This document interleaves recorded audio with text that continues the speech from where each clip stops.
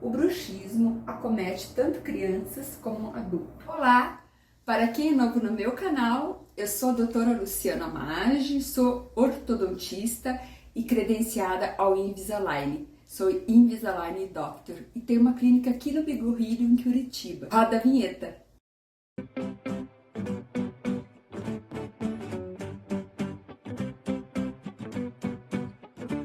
É necessário fazer uma avaliação para ver qual é o seu grau de bruxismo, porque o que acontece? O bruxismo vai tendo um desgaste dental e é necessário fazer um tratamento urgentemente. E quais são as causas? É o ranger dos dentes, dor de cabeça, dor na articulação. Através de uma avaliação, vamos detectar qual é o melhor tratamento para você. Se é uma placa de bruxismo, se é um tratamento ortodôntico.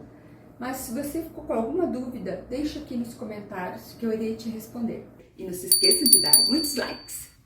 Até o próximo vídeo.